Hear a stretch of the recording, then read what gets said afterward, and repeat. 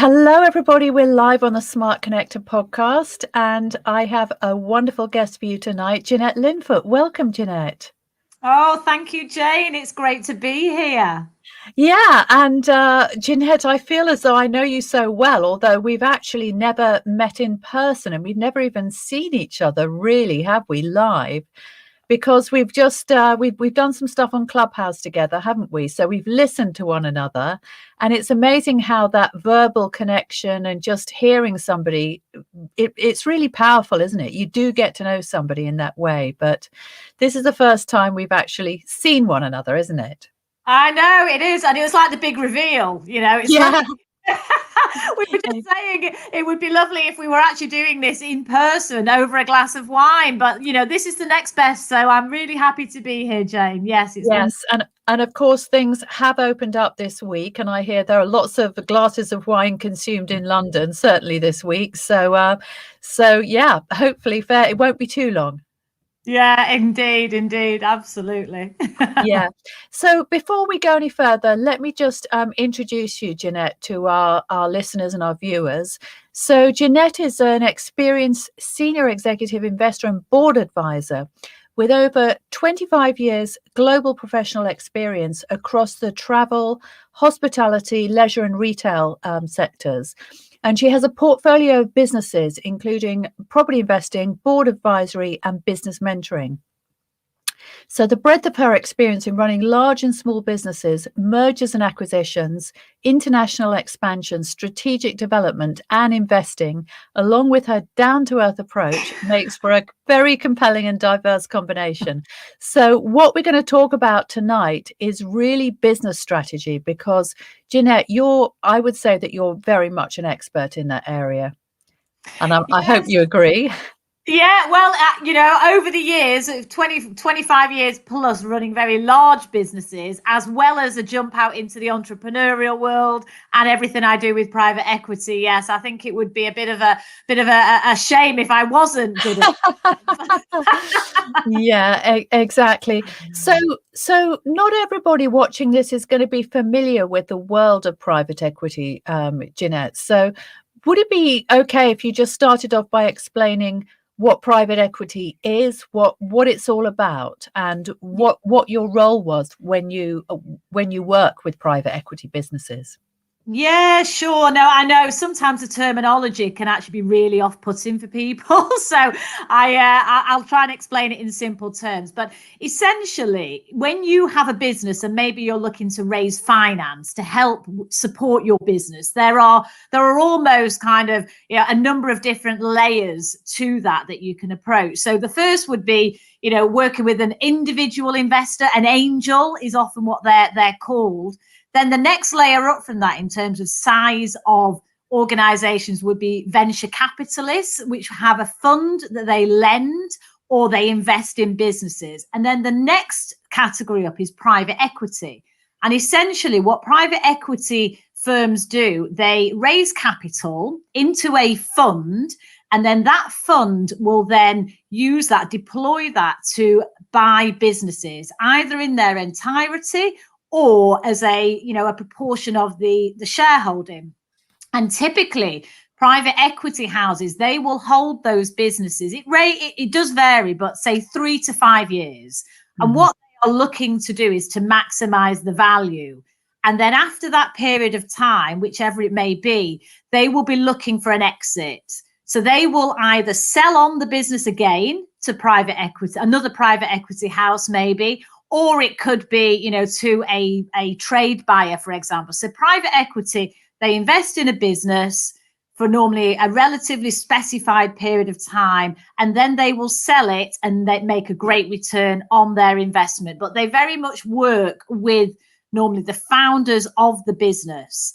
So that's basically what it's all about. And it's a great way, actually, if you're a business looking to raise finance to help you grow and scale, it can be very attractive to do that in that way. Amazing. So you talked about venture capital, Jeanette. So at what point would a business stop looking for venture capital if they're looking to raise finance and move into that private equity realm, if you like? Is there like a financial cutoff point, or what is it? I mean, it varies, to be honest, Jane, but normally private equity will do bigger deals. Mm. Normally that's the kind of sense, So the deals that I will work on very often with a private equity house, they're fantastic at investing and they really know their onions when it comes to that, but they won't necessarily be experts in the sectors that they invest in. Mm. So in the case of myself, I was 25 years in the travel industry, running very large global travel businesses for the likes of TUI and Saga and Thomas Cook, etc. So I know the industry very well. So if a private equity house is looking to buy, say, a travel, leisure or hospitality business, they will often say, can you help us with that? So I will advise on the deal.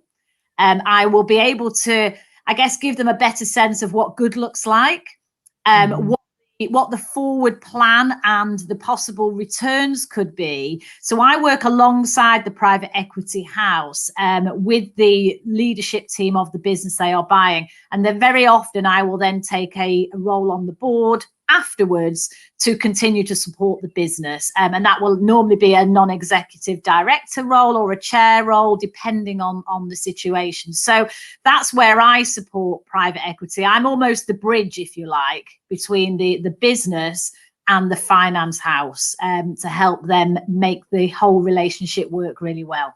Yeah, and I think that's a really interesting position that to have, Jeanette, because I remember when we went through the acquisition process, we did initially consider just raising finance and maybe giving away 20% of the business and just growing that way. But the founder felt very strongly that he actually wanted to exit and he wanted to sell because he was a little bit older and he was, thinking about his retirement.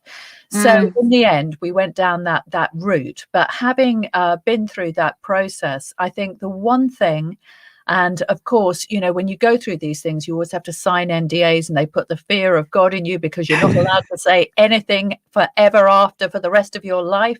So I've always got to be very careful what I say. But the human element is something that I personally think is so critical, isn't it? That cultural fit and the motivation of the individuals concerned and whether they really feel going through that process as though they're going to be supported. So it's really great that I would say that they are enlightened enough to put somebody in there like you to make it all work, because there's a human element too, isn't there? It's not just about the numbers. Yeah, 100%. And relationships are everything. It doesn't matter what business you're in. It's all about the people, it really is. And in particular in a service-led business, I would say, where it's not necessarily a production type of operation. So, and the other thing I would say about this is, and you made a very good point there, Jane, is what's the intention of the founder of a business?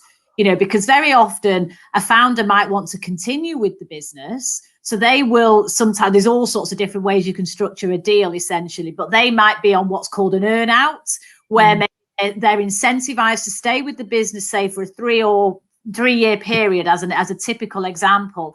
And there they will get a certain amount of money when they sell a proportion of their business up front, but then there's an incentive for them to deliver the profit over that period, because then they also get another payout at the end of that time.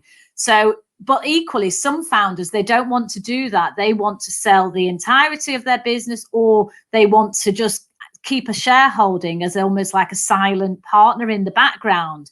So there's succession planning, and the people side of it is so important, because when you buy a business, you have to say, well, what are you buying? And in a service business, are you buying the brand? Are you buying, the intellectual property, the IP? Are you buying the customer database, the capability, the leadership team, the CEO? So it's very important when you're buying a business that you're clear on what it is you're buying. And also that the founder or whoever's in the ownership structure of that business, they also understand what they want. So having that, correct communication is so important, because the relationship, you know, it's a bit like going into a marriage. You know, you also sometimes Really is. think about the divorce that might be at the end if you don't get on so well. And in our case, there was actually a divorce. Because in fact, the owner really did want out, but actually, what they wanted was to put us all on an earn-out.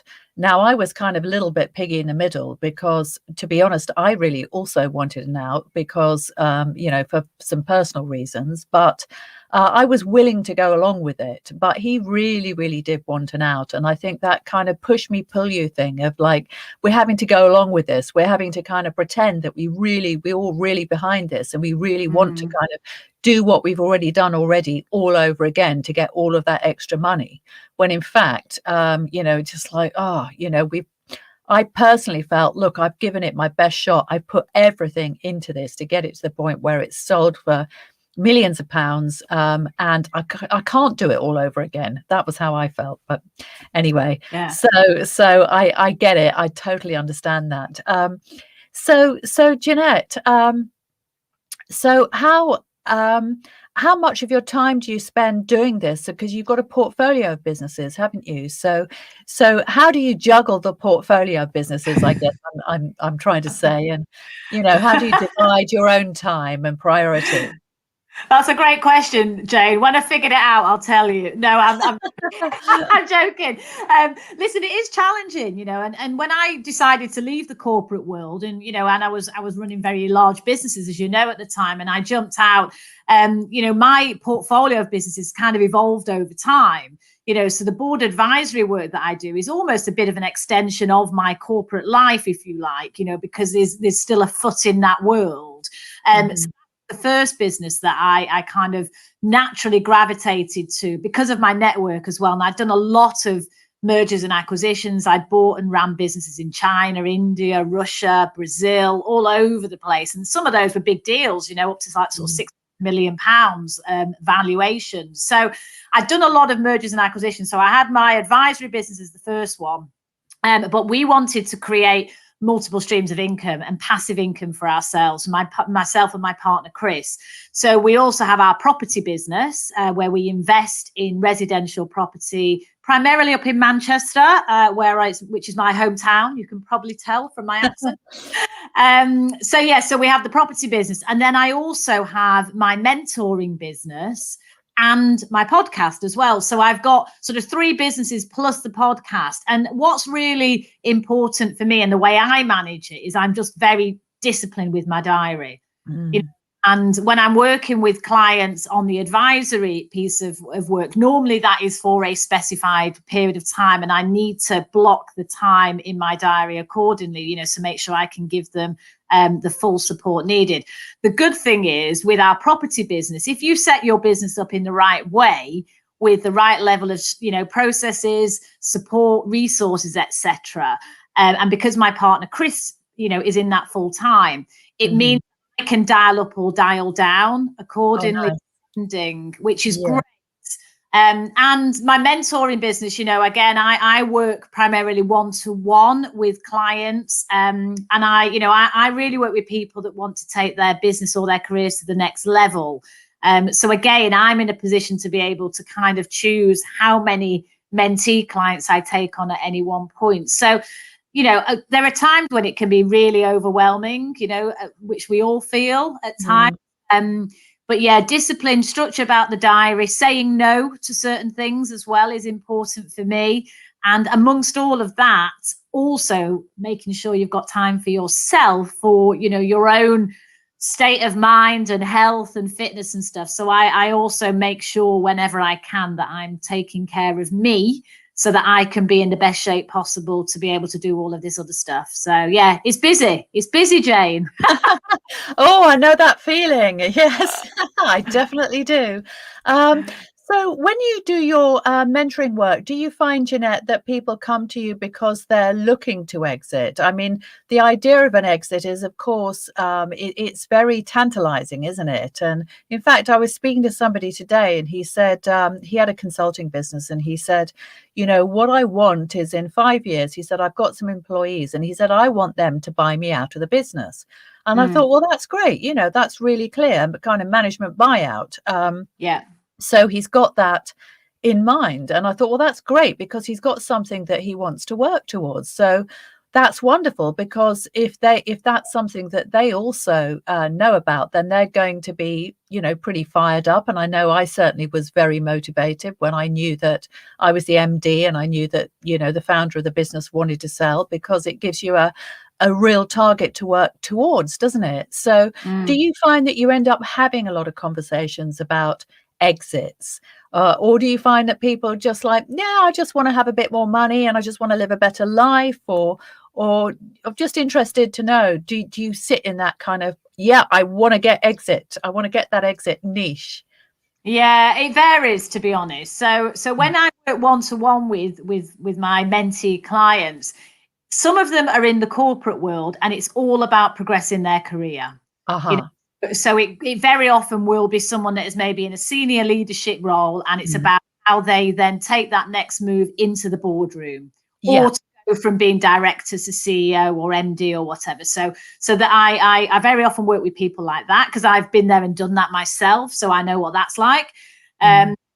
Other times it's people that already have businesses and they want to scale or grow or exit. So it really depends. And a number of the people that I actually work with, they might already have successful businesses, but they want to either add a new business in or scale what they have, or they want to, as you say, exit. So there isn't one, you know, definition really, because everyone's journey is different. But I guess where I can support is because I've done a lot of that stuff myself.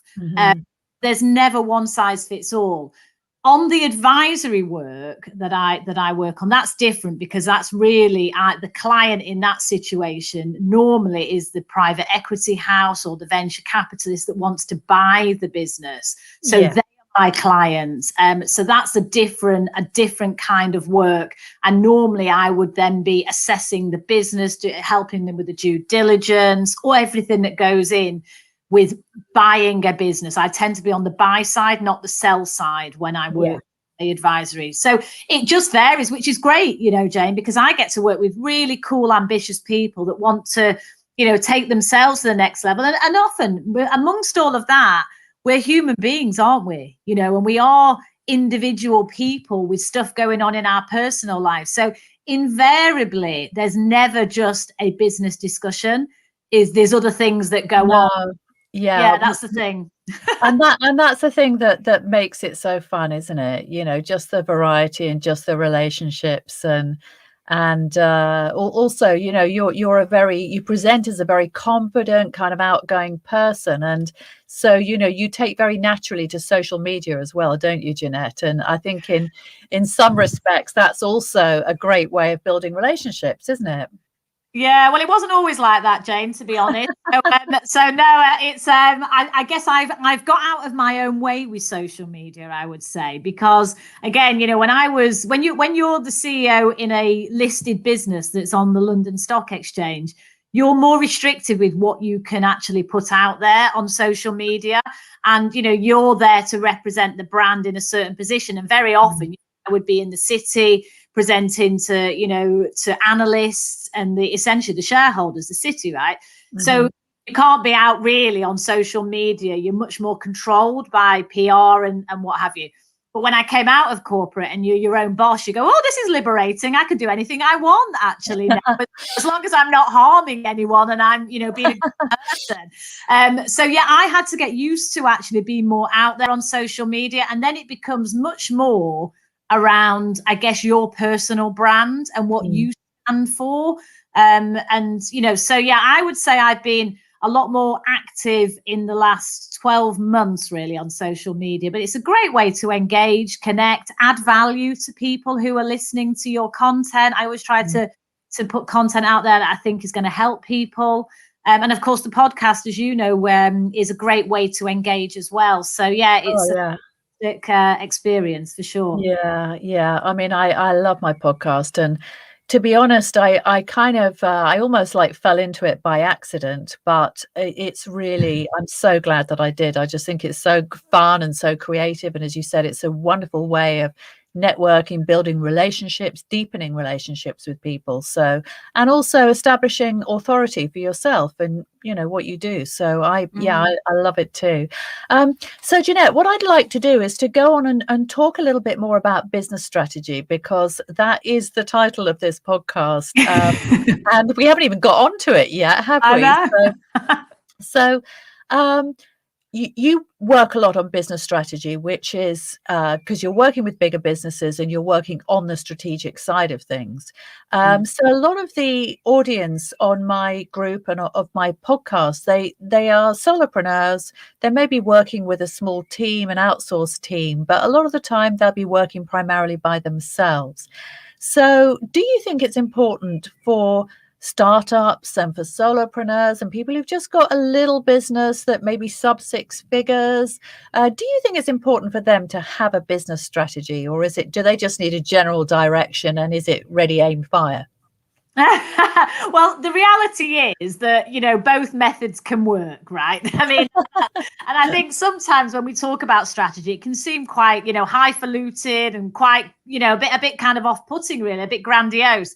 But really, what is a strategy? A strategy is a way to get to where you want to get to. In simple terms, that's what a strategy is. It's almost it's the how, if you like, the how you're going to get there. So I think it's really important for people, regardless of the size of your business, whether you're a large international corporate or you're a solopreneur, it's very important to know what your kind of vision is before you even get into the strategy. So almost like the vision, mission, and values that you stand by and that you're aiming for. So that's the very big picture piece. And then for me, the strategy and the strategic roadmap, which I often refer to, is how you get there. And that what I would tend to do when I work with businesses or with, even with small entrepreneurs, we kind of break it down, because you go, well, what's your product strategy? So how are you going to develop your offering of whether it's a product or a service? What's your marketing strategy? So are you going to be primarily, focusing your marketing on social media, for example? So, and then you might say, okay, well, what's my sales strategy? So you start with the big picture, the vision and the mission, your values that kind of run through the whole piece. And then it's really the strategy is what you're going to put in place to kind of get there, in simple terms. So I find that is just as relevant if you're a small business as if you're a big business. But what you might find is that if you're a small business, it might be, a couple of pages or, 5 slides on a PowerPoint deck, rather than the 100 slides that you might get if you're, a big corporate. So I think you have to dial up or dial down accordingly. But if you don't know where you're heading, then it's quite hard to know what good looks like and if you're on track. So I would recommend, even if you're a solopreneur, starting your business from your kitchen table, whatever it may be, ask yourself, what are you trying to achieve? Where are you heading? What's your mission and your vision? And then I then really simply work through each of those areas of your business and get some clarity on that.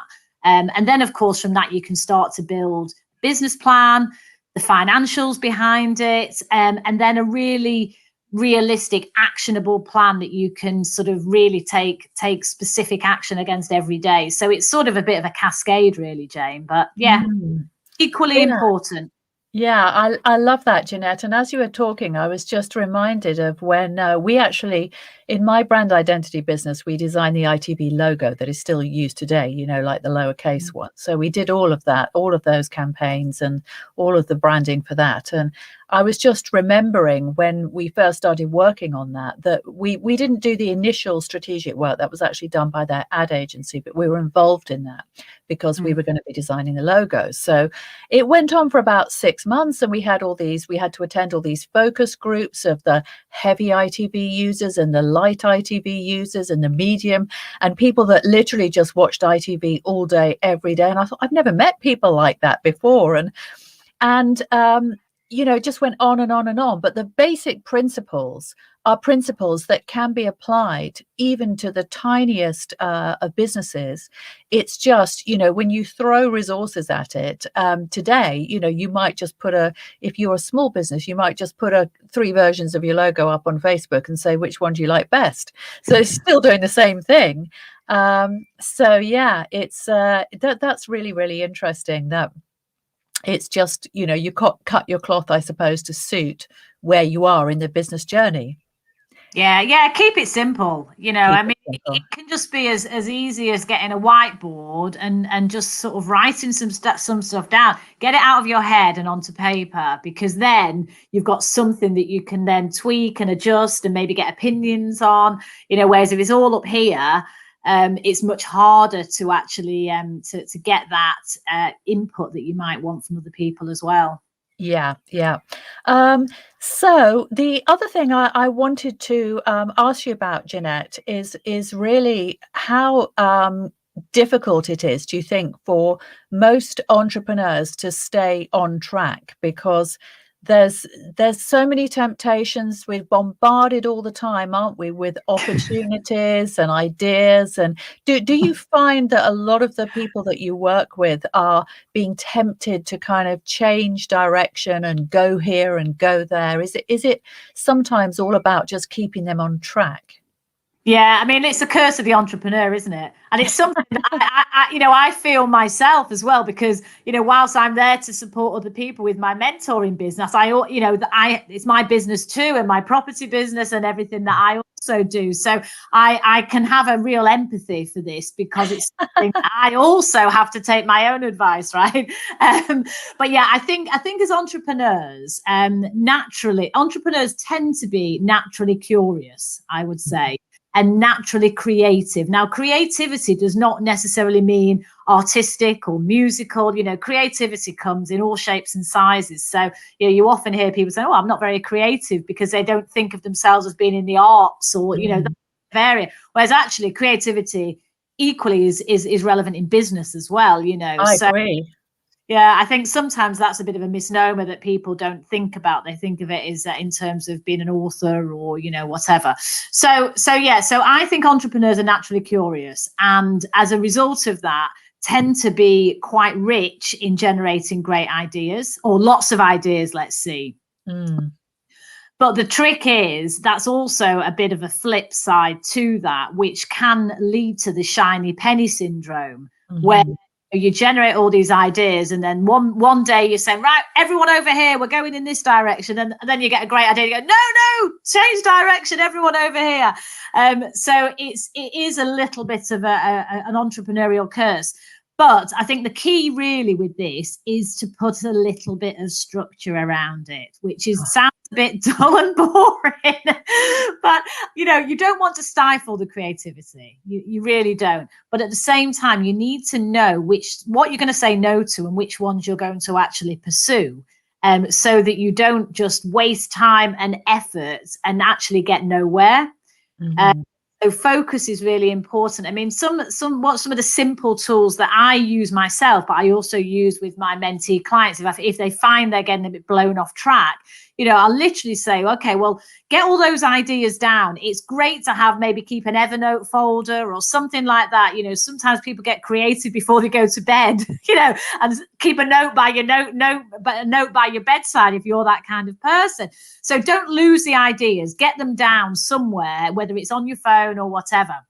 And then every so often, maybe once a month, say, as an example, actually get all of those there, your ideas, and set yourself some criteria. And this comes back to being clear on what you're trying to achieve for the business or for your life, actually. So you might have some criteria around, I don't know, cash flow, or lifestyle, or, you know, whatever it might be. Maybe you want to create a global brand as opposed to a local brand. So be clear on what your criteria are. And then I would often say, okay, let's look at all these great ideas. And it's great to sometimes useful to just score them against those criteria. And it a bit dull. But what that will often do then, it will normally allow you to get rid of some of them and say, actually, no, that's not really helping me get to where I want to get to. So I'm going to park them. I'm going to put them to one side.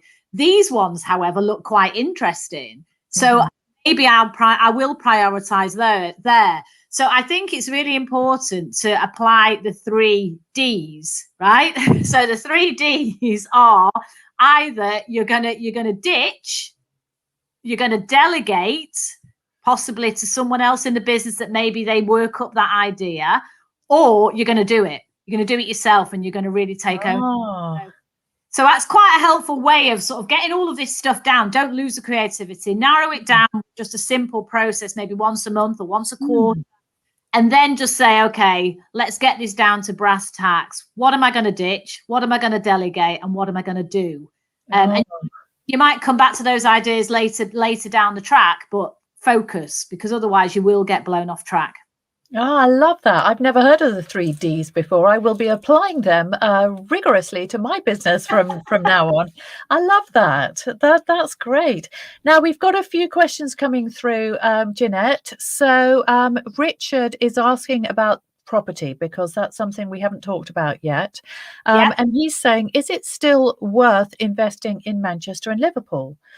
Because Manchester and Liverpool, obviously, they're very popular locations, particularly for southern investors, because the yields are high compared to, what you can get down here in the south. I don't know where you are, Richard, but they're pretty hot markets, really, aren't they, at the moment? So I think that's why he's saying, is it still worth it? Yeah, I mean, from my perspective, absolutely yes. And in fact, I've been living in London for 25 years.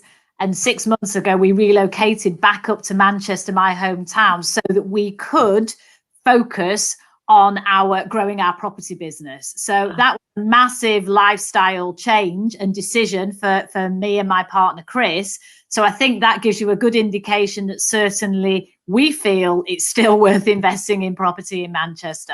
What I would say is, there's so many things you can do in property. So it depends what Richard's strategy is, whether it's buy-to-lets, whether it's commercial conversions, whether it's, HMOs, homes of multiple occupancy, or serviced accommodation. There's equity. So pretty much wherever you are in the country, there will be a property strategy that is going to work for you, depending what you're trying to achieve.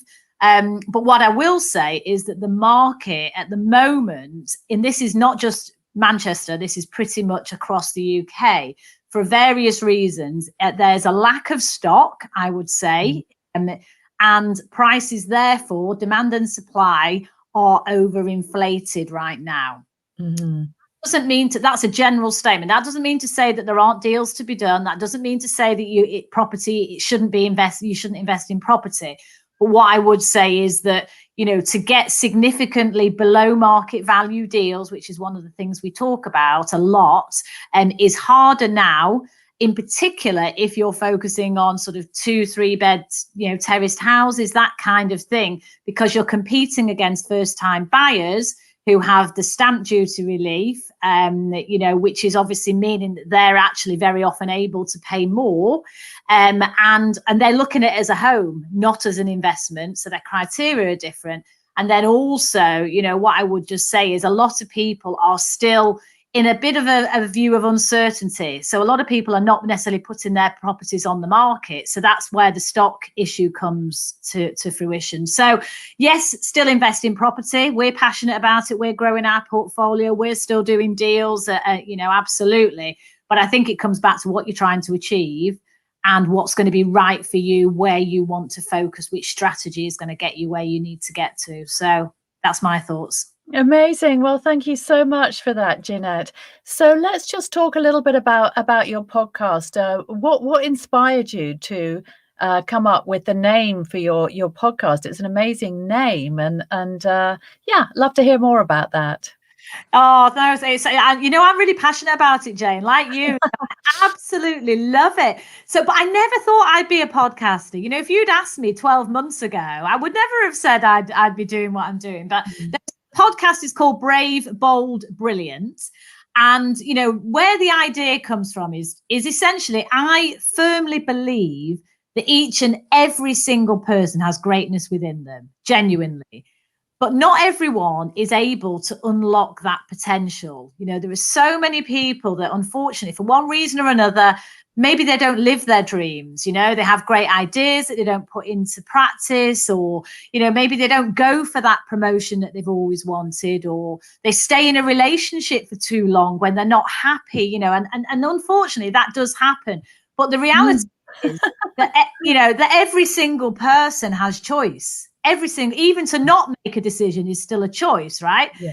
So the idea behind the podcast is around, I think that, you know, with the guidance, support, and hearing other people's stories who are at the top of their game, who have been successful in their field, can provide a lot of inspiration. But it isn't always easy, you know, to actually live your dreams. But you do have to be brave and sort of, you know, take a deep breath, push yourself out of your comfort zone, you know, kind of jump off the cliff in some instances, not literally, but make that brave move. And then being bold is all about making an impact, really. You know, if you're going to do anything, do it to the best of your ability to have the maximum impact. It doesn't always have to be about financial. It can be about, you know, giving. Some people really want to give back to charity, etc. And then being brilliant is when everything sort of is aligned and you're just buzzing, you're on fire. So the podcast really explores those themes. And I interview, you know, a whole range of people in the business world. It could be from, you know, a corporate CEO who is running multi-billion-pound businesses, right the way through to the solopreneur who is also, you know, doing great things in business. So that's the kind of concept behind it. But actually what's happened, Jane, with it is it's almost broadened out, because now I'm starting to have the chance to speak to guests who in the sports world. And there's a lot of similarities between high performance in sports and high performance in business. So, you know, that's been wonderful. I interviewed Rory Underwood, who's he's still actually the record try scorer for England's rugby. You know, I've interviewed Premiership footballers. So it's actually, you know, there's a business emphasis, I'd say, on the podcast, but it's also mixed in with mindset, you know, high performance in sports, excelling in the world of charity. I've interviewed quite a number of people who have just done phenomenal things in their lives, really. So, yeah, I'm passionate about it, Jane, as you can probably tell. Yeah, it's just so great, isn't it? And I think it's so lovely to be able to inspire people as well, because, you know, particularly as entrepreneurs, we do have ups and downs, and we have good days, bad days, we have successes and failures. And, you know, sometimes when we're on that downward curve, I think that's when we need to be reminded, really, that, look, here are these people that have taken risks. A lot of the time they've had tough times, you know, and when they open up about their story, you hear even the most successful people of all, they've had failures along the way. And I think that's incredibly reassuring. And I think that's really the nice thing about being able to, you know, bring other people's story to the world, because when they tell their story, you do hear it warts and all, and you do hear that, yeah, there have been ups and downs, but there is light at the end of the tunnel if you happen to be listening in and you're going through one of those downs, right? So I love that as well. So, I mean, on that note, Jeanette, have there ever been any challenges for you? Has it been like plain sailing all the way, or or have you ever experienced a real tough, you know, wait a minute, am I going to be able to get through this and out the other side moment? Oh God, loads of them, Jane. Loads. Really? Absolutely. You know, and listen, I grew up in Manchester, very kind of proud of where my roots are from. But, you know, I grew up in a very working class family. I was the youngest of three daughters. My dad used to affectionately refer to us actually as the Knicker Brigade, who was surrounded by women.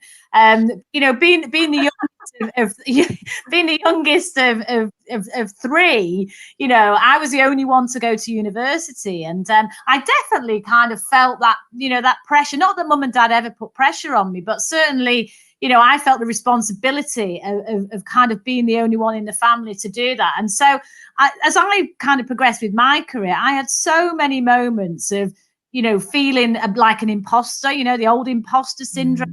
people talk about, and feelings of self-doubt, and oh my gosh, I talk with my northern accent, maybe I don't fit in here. And I remember my first proper job was as a government economist. So I was based in Whitehall. And I joined the government economics service, and I'd left university with an economics degree, and I got first. So I had a really great degree, but I went to Leeds University to do that. When I joined the government economics service, 70% of the people there had gone to Oxford or Cambridge. Now, I could have gone to Oxford or Cambridge with my grades, but it wouldn't have fitted with my, my style and what have you.